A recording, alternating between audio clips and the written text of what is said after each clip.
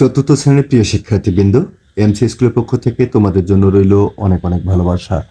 আজকে আমরা দেখব তোমাদের যে প্রথম প্রান্তিক মূল্যায়ন পরীক্ষা 2026, অর্থাৎ 2026 সালে যে প্রথম প্রান্তিক মূল্যায়ন পরীক্ষা হবে, সেই মূল্যায়ন পরীক্ষার বাংলা বিষয়ের উপর একটি নমুনা প্রশ্ন। যদিও প্রতিটি উপজেলা আলাদা আলাদা প্রশ্নপত্রের পরীক্ষা হবে, তবে এখানে যে প্রশ্নটি তোমরা দেখতে পাচ্ছ, প্রশ্নটি খুবই গুরুত্বপূর্ণ এবং তোমরা যদি প্র্যাকটিস করো এখান থেকে তোমরা অনেক প্রশ্ন কমন পেয়ে যাবা। আজকে আমরা দেখব তোমাদের প্রথম প্রান্তিক মূল্যায়ন পরীক্ষা কত পৃষ্ঠা থেকে কত পৃষ্ঠা। এটা হচ্ছে 1 থেকে 43 পৃষ্ঠা পর্যন্ত তোমাদের বাংলা বিষয়ে পরীক্ষা অনুষ্ঠিত হবে। তোমাদের 70 মার্কের মধ্যে পরীক্ষা অনুষ্ঠিত হবে।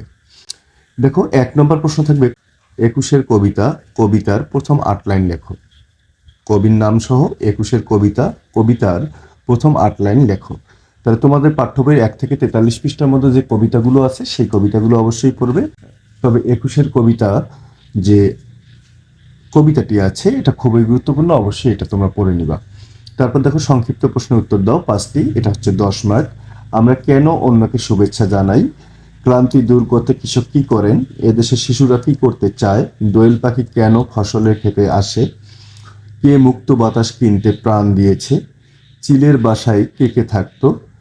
বিড়াল নিজেকে গাংচিল বলল কেন? এগুলো হচ্ছে সংক্ষিপ্ত প্রশ্ন। তারপর দেখো, এখানে রচনামূলক বা বর্ণনামূলক প্রশ্ন তিনটির জন্য থাকবে হচ্ছে 15 মার্ক। তোমার পছন্দের ঋতুর নাম লেখো এবং পছন্দের কারণ লেখো। তারপর হচ্ছে কবি কেন এই দেশে মরতে চান? বাংলাদেশের প্রকৃতি কি কি তার ভালো লাগে? পাখি কেন দিনে দিনে কমে যাচ্ছে? পাখির জন্য আমরা কি করতে পারি? ফেব্রুয়ারি 21 তারিখ কি ঘটেছিল? এরকম বর্ণনামূলক তোমাদের প্রশ্নে থাকবে আর কি। তারপর দেখো, শব্দের অর্থ লিখো। এখানে 1 থেকে 43 পৃষ্ঠা পর্যন্ত যে শব্দের অর্থগুলো আছে, এই শব্দের অর্থগুলো অবশ্যই তোমাদের পাঠ্য বইগুলো অবশ্যই তোমরা প্র্যাকটিস করবা।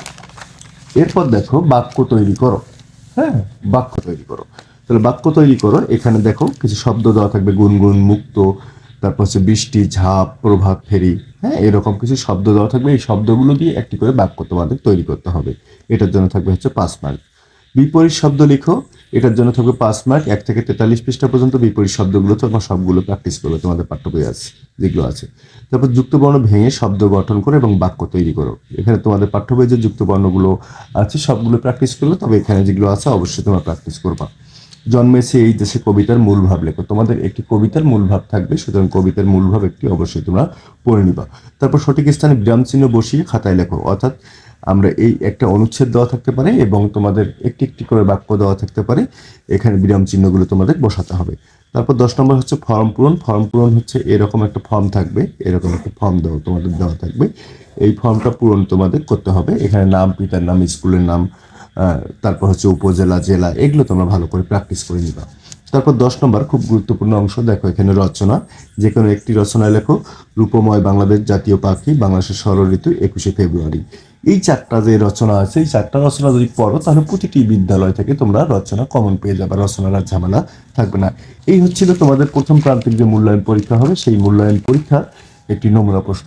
আশা করি বুঝতে পারছো তোমাদের প্রথম প্রান্তিক মূল্যায়ন পরীক্ষাটি যে অনুষ্ঠিত হবে তার প্রশ্ন কীরকম হবে এবং কত পৃষ্ঠা পর্যন্ত থাকবে।